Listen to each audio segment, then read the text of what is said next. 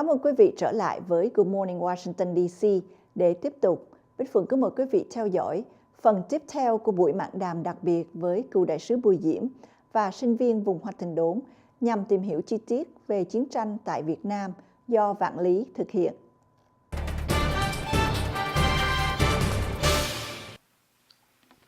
I guess why you're talking about this, it made me think of back to the documentary, Ken Burns' documentary, and I'm wondering, what did you think?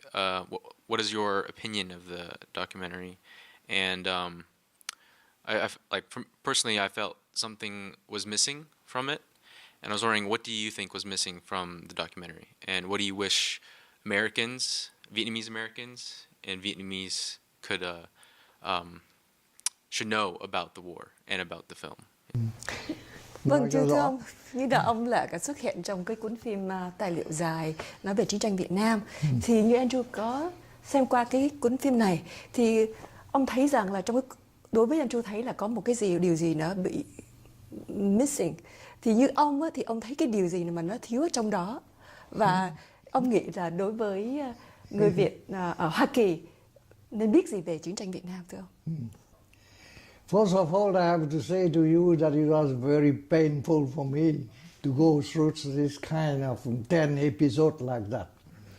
I have to take up my courage at hand and I have to be very patient to follow the whole 10 period of the film.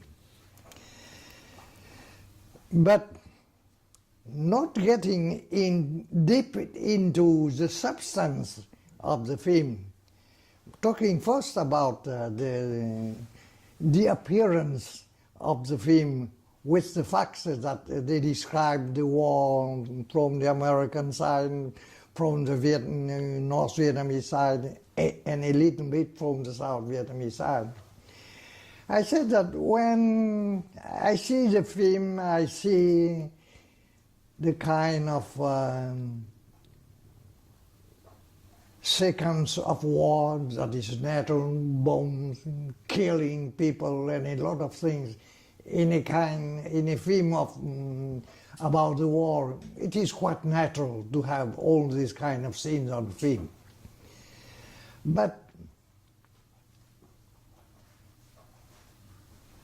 all the 10 episodes of the film, when I see it, the majority of what I have seen was the war scenes with those people killed, those people who wounded, the bombing, the burning, and everything like that. And all these scenes of the war accompanied by some commentary from the American, some commentary from the North Vietnamese, and 1 or 2 minutes from the South Vietnamese. I take a very concrete example. Ken Burns and Dinovich came to my house. They spent around 5 or 6 hours in my house with a lot of technician, cameraman, soundman, interviewer, everything. They spent their time from around 11 in the morning to 5 o'clock in the afternoon.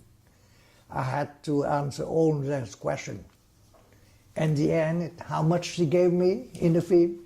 1 minute or 2 minutes. That is a kind of concrete example of how they selected the kind of answer from interviewers to show in the film.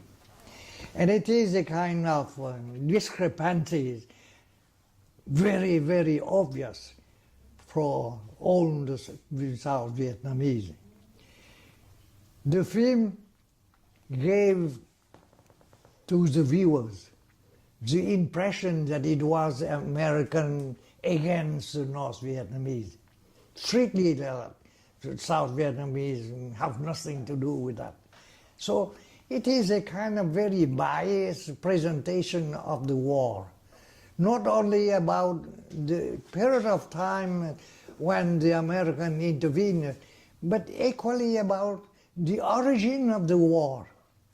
The film did not succeed in analyzing why there was a war and why the American intervened. I talked to you about the containment policy, the main motive for the American.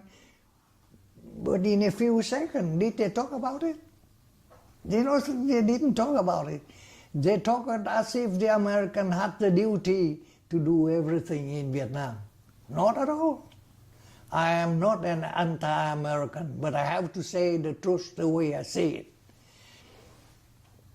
So obviously you had a very important job during that time period. And everything I've heard about the Vietnam War up to now has always been negative.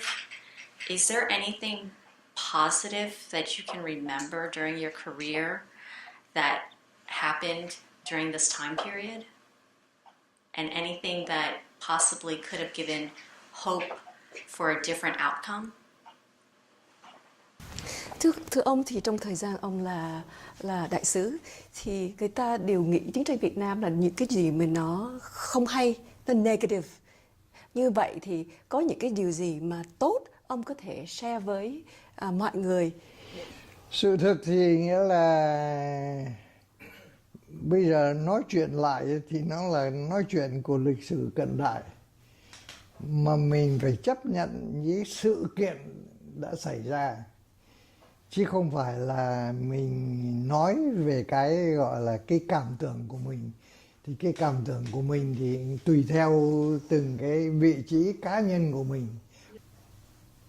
Nói cho cùng thì tôi nghĩ rằng thì là như thế này, Việt Nam đã thường có cái câu rằng thì là đất có tuần, dân có vận. Thành như mình cũng gặp phải cái vận, cái dân tộc của mình gặp phải cái vận không may.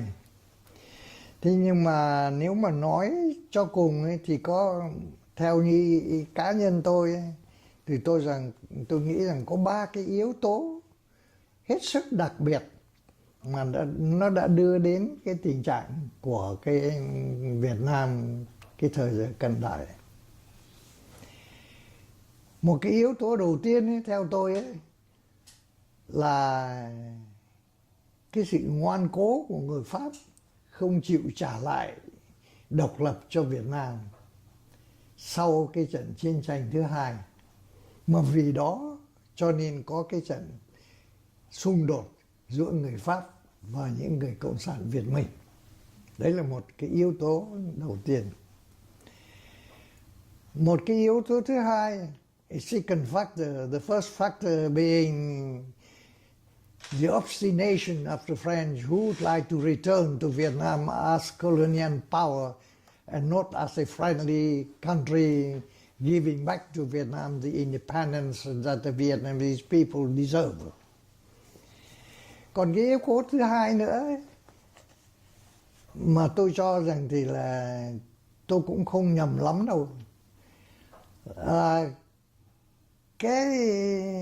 cái sự quyết tâm của những người cộng sản, họ muốn đặt lên trên đầu cái dân tộc Việt Nam tất cả một cái chế độ đấu tranh giai cấp.